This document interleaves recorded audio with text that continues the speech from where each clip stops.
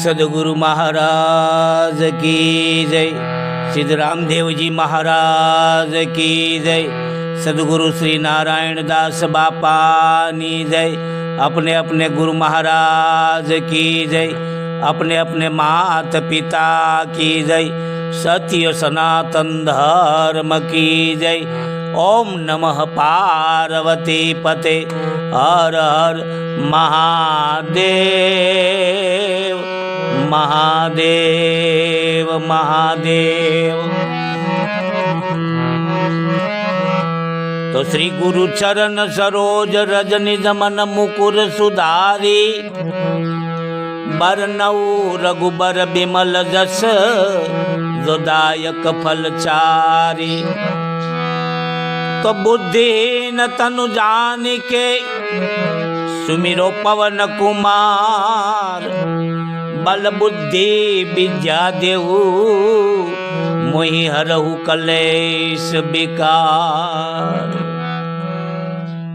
तमाम साधु संतो महंतो भेग भगवती जति सती आचार्य पुरुषो તેમજ હંસ ગતિના પ્રેમી આત્માઓના શરણમાં આ દાસના દાસ તિલકદાસના જય ગુરુ મહારાજ, જય અલખધણી, જય અખંડ ધણી।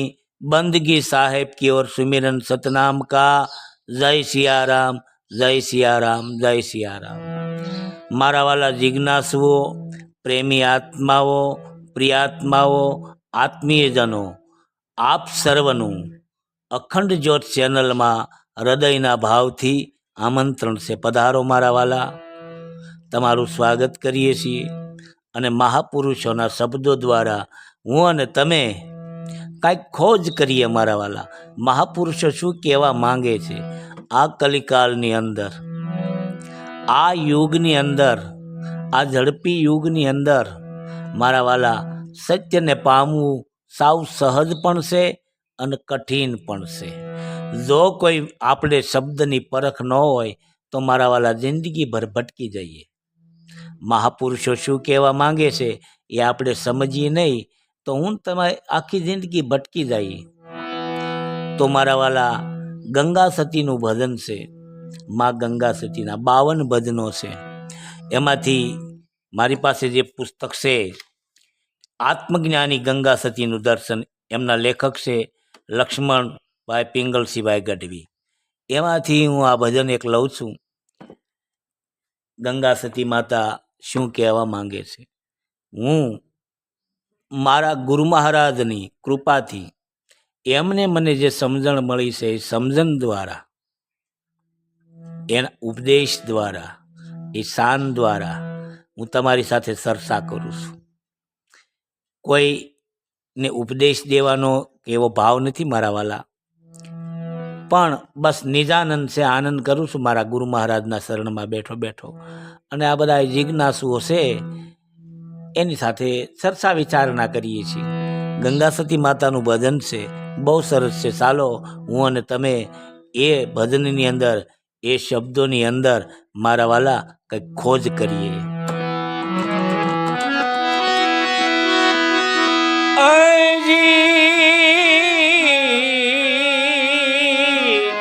हे राम राम ज्या लगी लाग्या भाग्यानी। ए भेर है मनमा पानबाई। ए त्या लगी भगती ए नवथाई। शरीर ए पड़े एज धड़ रे लड़े पानबाई। शरीर ए पड़े ने ए धड़ रे लड़े ए सोई मोर जीवा ए कहवाई। जा लगी लाग्या बाग्यानी। ए भेर है मनमा पानबाई। ए त्या लगी भगती नवथाय। गंगा सती પાનબાઈને સમજાવે છે, એક સદગુરુ પોતાના શિષ્યને સમજાવે છે, સત્ય વાત કહે છે. અત્યારના સમયની જેમ ખોટે ખોટી વાહ કરવાની એમ નહીં, પણ શિષ્યને જેમ છે તેમ કહે છે કે જ્યાં લગી લાગ્યા ભાગ્યાની બે રહે મનમાં, ત્યાં લગી ભક્તિ ન થાય. શરીર પડે વાકો ધડ લડે પાનબાઈ સોય મરજીવા કહેવાય. લાગ્યા ભાગ્યાની એટલે કે તમે કાંઈક લાગી જાઓ આસક્તિમાં, સંસારની આસક્તિમાં તમે કદાચ કાંઈ લાગી જાઓ, કાંઈક ચોંટી જાય તમારું મન, અને જે સત્ય વસ્તુ છે ત્યાંથી તમે ભાગી જાઓ. આ જે ભે મનમાં રહે છે, ભે છે, ભક્તિ છે ને મારા વાલા, એ નિર્ભય છે. અને સદગુરુ મને તમને નિર્ભય બનાવે છે, ભક્તિ અભય બનાવે છે. એટલે તો સતી લોયણ લાખાને કહે છે, લાખા નિર્ભય એ થવું હોય તો આપદ એ તમે પાળો, અને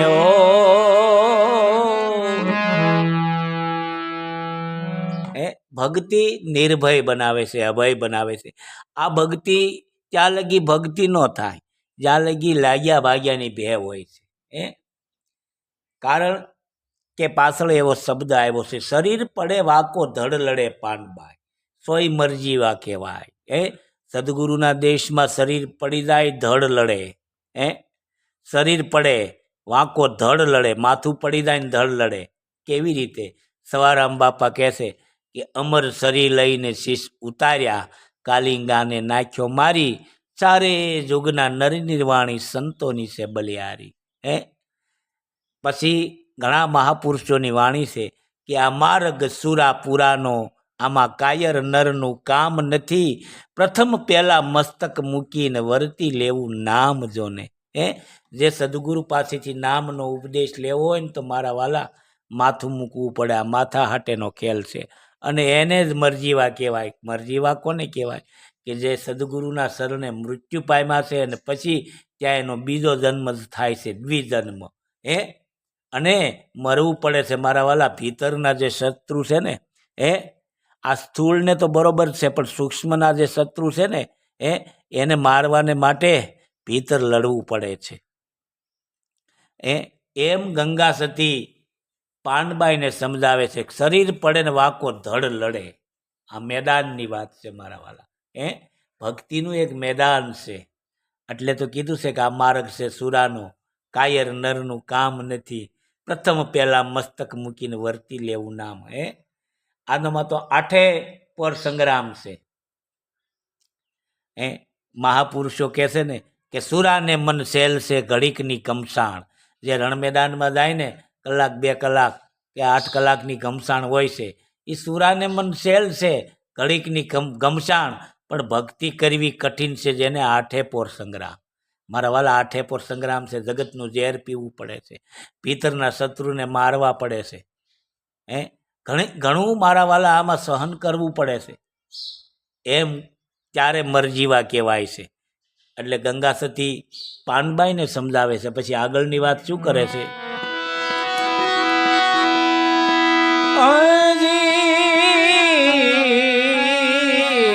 હે રામ રામ, આ પોતાનું શરીર ઈ તો એ માને નહીં મનમાં પાનબાઈ, એ શરીરના ધણી એ મટી જાય. સદગુરુ એ શરણમાં શીશને નમાવે ને, સદગુરુ શરણમાં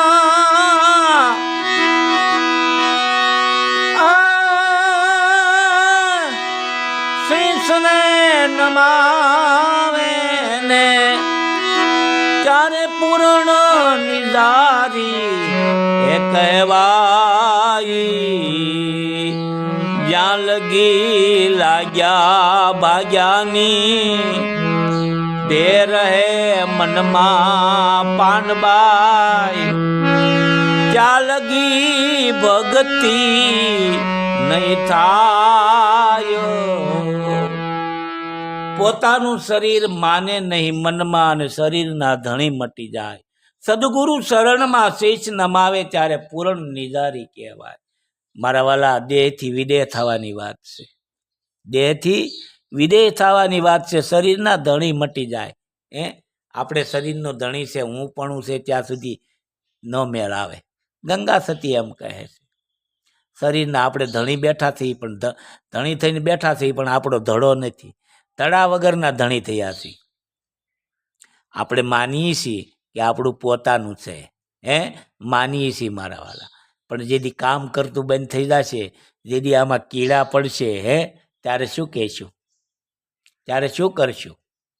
એટલે મહાપુરુષો વર્તમાનનું કહે છે કે તમારી પાસે જ્યાં સુધી તમે સશક્ત છો ત્યાં સુધી સદગુરુના શરણે જઈ અને જે પરમ તત્વ ચૈતન્ય તત્વને પામવાનું છે એ પામવા માંડી જાઓ, એને પામી લ્યો.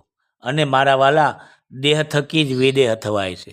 આ દેહ છે ને, દેહ હશે તો જ વિદેહ થવાશે. એટલે પોતાનું શરીર માને નહીં મનમાં. આ તો મેં સદગુરુને સોંપી દીધું છે. સદગુરુ શરણમાં શીશ નમાવે. તન મન ધન જેણે સદગુરુને સોંપી દીધા છે, સદગુરુના વેચા જે વેચાઈ જાય છે એની વાત છે મારા વાલા. સદગુરુના વેચા જે વેચાઈ જાય છે એની વાત છે મારા વાલા. પોતાનું શરીર માને નહીં મનમાં, શરીરના ધણી મટી જાય. શરીરનું ધણી મટી જવાનું છે મારા વાલા. આ મારું છે, હું પદ કાઢી નાખવાનું છે અને નિર્ભય બનવાનું છે. પછી સદગુરુ શરણમાં શીશ નમાવે. આ માથું છે ને મારા વાલા, સદગુરુના શરણમાં નમાવી દેવાનું અને પછી જીવનભર ઊંચું નથી કરવાનું. ત્યારે પૂર્ણ નિજારી કહેવાય. નિજારી કોને કહેવાય? જે પોતે પોતાને જાણે છે, જે પોતાના નિજ સ્વરૂપને જાણે છે, જે પોતાના નિજને જાણે છે. નિજારી. આમ તો મારા વાલા, નિજારી મહાપુરુષો, મારા સદગુરુ મહારાજ નિજારીનો અર્થ કહેતા કે જાર નહીં, નિજાર. જાર નહીં. જાર કોને કહેવાય? અગ્નિમાં હોમવું ને એને જાર કહેવાય. અને નિજાર એટલે અગ્નિમાં નહીં હોમવું તે. તો આ નિજારી પદ મેળવવા માટે સદગુરુના શરણે જવું પડે છે, કોઈ મહાપુરુષના શરણે જવું પડે છે. અને આ બધું કદાચ મળી ગયું ને, પછી મારા વાલા જે રહેણી છે એ ગંગા સતી શું કહે છે?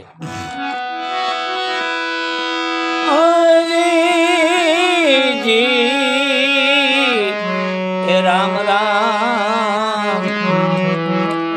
આ નવધારે ભક્તિમાં એ નિર્મળ રેવું પાનબાઈ. એ મેલી દેવી મનની એ તાણાવાણ.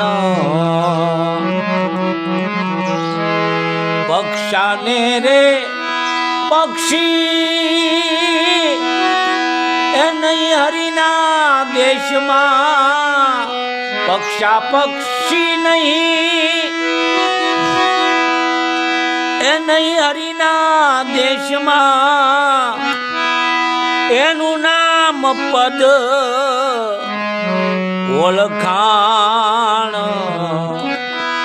એનું નામ પદની ઓળખાણ. લાગ્યા રે ભાગ્યાની એ ભે રહે મનમાં પાનબાઈ. ત્યાં લગી ભગતિ નો થાય. આ 10મી ભક્તિની ગંગા સતીએ વાત કરી છે. જ્યારે તમે સદગુરુના દેશમાં જાઓ અને 10મી ભક્તિ પરાભક્તિ તમને પરખાઈ જાય, પછી એ પદમાં તમે આવી જાઓ, પછી નવદા ભક્તિમાં નિર્મળ રહેવાનું છે મારા વાલા. પછી નવદા ભક્તિને તુચ્છ નથી ગણવાની. રામાયણની અંદર બતાવીમાં આવી છે કે પ્રથમ ભક્તિ સંતન કર સંગા, દૂસરી રતિ મમ કથા પ્રસંગા. કોઈ સાધુ પુરુષ, કોઈ સંત પુરુષના શરણમાં રહેવું એ પણ એક પ્રકારની ભક્તિ છે. જે 9 પ્રકારની ભક્તિ છે, શ્રવણ છે, કીર્તન છે, પાદ સેવન છે, પૂજા અર્ચના આ બધું કરવાનું છે મારા વાલા. એમાં નિર્મળ રહેવાનું છે, એમાં મલિન નથી રહેવાનું. હાવ નિર્મળ ભાવથી ભક્તિ કરવાની છે અને મનની તાણાવાળ મેલી દેવાની છે કે આ ખોટું, આ ઓછું, આ સાચું છે, આ ખોટું છે, આ ઊંચ છે, આ નીચ છે.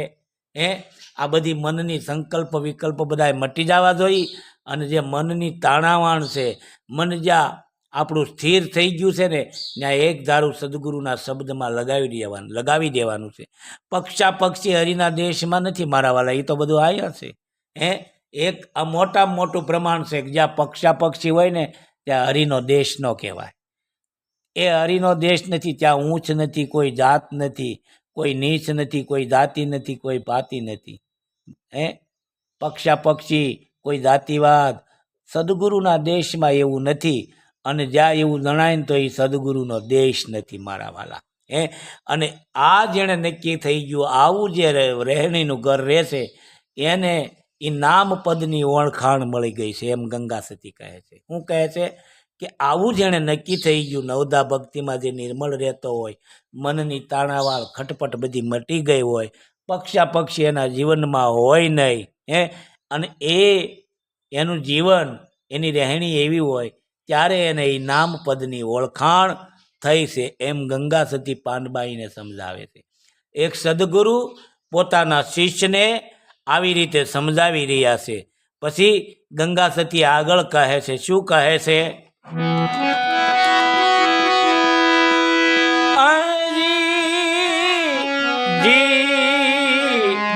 રામ રામ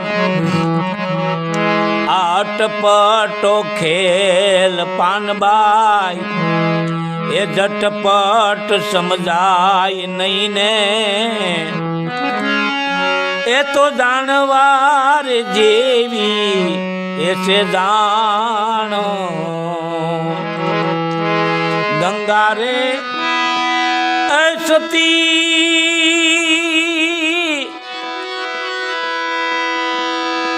એમ કરીને બોલ્યા, ગંગા રે સતી એમ કરીને બોલ્યા, એને મટી જાય ચારે એ ખાણો,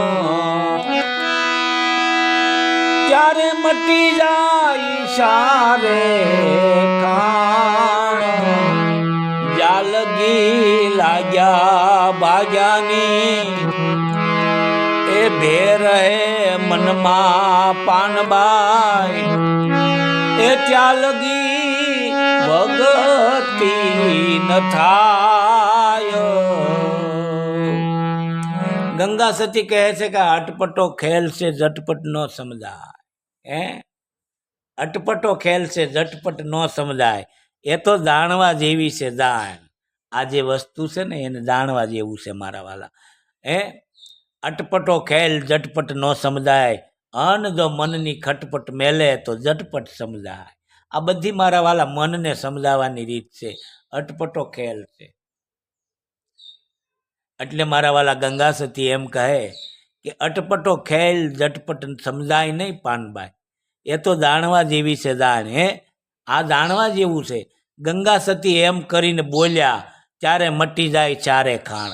આની આપણે જ્યારે આમાં પરિપૂર્ણ આચરણ રહેણીના ઘરમાં રહી, સદગુરુના હુકમમાં રહી, ત્યારે ચારે ખાણ મટી જાય. જે 4 પ્રકારની ખાણ બતાવવામાં આવી છે, 4 પ્રકારની ખાણમાં થઈ અને 84 લાખ યોની છે. એ બધી ખાણ મટી જાય છે. એકી ખાણમાં ટૂંકમાં જન્મવું મરવું મટી જાય છે.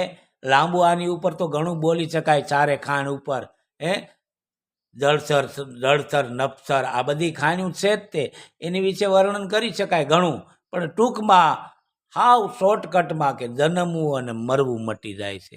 એને પછી આ યોનિમાં આવવું પડતું નથી. એકે યોનિમાં જેણે પોતાના નિજ સ્વરૂપની પ્રાપ્તિ કરી લીધી છે, જેણે પોતાના સ્વરૂપની પ્રાપ્તિ કરી લીધી છે, સદગુરુના શરણે રહી અને જેણે જુગતી માણી લીધી છે, જે રહેણીના ઘરમાં છે એની છે, જેને લાગ્યા ભાગ્યાની ભે રહે મનમાં, ત્યાં લગી ભક્તિ ન થાય. ભક્તિ ત્યાં સુધી થાય નહીં. ગંગા સતી એમ કહે છે કાંઈ આસક્તિમાં આપણે મારે ને તમારે જોડાવાનું નથી અને કાંઈ ભાગવાનું પણ નથી કે આ છોડી અને સંસાર છોડીને વ્યા જઈ એવું ભેય મનમાં ન હોવી જોઈએ. બસ સદગુરુના શરણે શરીર પડે અને વાંકો ધડ લડે પાનબાઈ. કેવી વાત કરી છે. કદાચ માથું મૂકી દેવાની વાત આવે. બહુ બહુ અટપટી વાત છે મારા વાલા, શું કહું. અમર શરીર લઈને શીશ ઉતાર્યા, કાલિંગાને નાખ્યો મારી, ચારે જુગના નર નિર્વાણી, સંતોની છે બલિહારી. આ માથા હાટાનો ખેલ છે મારા વાલા. માથું મૂકે નહીં માલ ખાય. સોય મરજીવા કહેવાય. મરજીવા એને કહેવામાં આવે છે જે લડવા માટે પોતાનો જાન કુરબાન કરવા માટે તૈયાર હોય છે, એને મરજીવા કહેવામાં આવે છે. તો આવું ગંગા સતી પોતાના પાનબાઈને આવું સમજાવે છે. એક સદગુરુ પોતાના શિષ્યને આવી સમજણ આપે છે. તો મારા વાલા, મારા ગુરુની કૃપાથી મારી સમજણ અનુસાર મને જે સમજાયું છે આપની સમક્ષ રજૂ કર્યું. આ મારો નિજી મત છે. હું કહું તે જ સત્ય છે એવું નથી.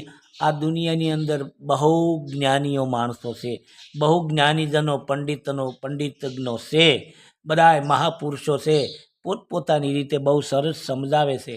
આ તો મારી ગુરુ કૃપાનીથી મારી સમજણ અનુસાર મારો નિજી મત રજૂ કર્યો છે. હું કહું તે જ સત્ય છે એવું નથી મારા વાલા. બસ પોતાના સદગુરુના શરણે જઈ અને મનોમંથન કરવું અને આનું સમાધાન મેળવી લેવું અને માનવ જન્મને સાર્થક કરી લેવો. બોલ સદગુરુ મહારાજ કી જય.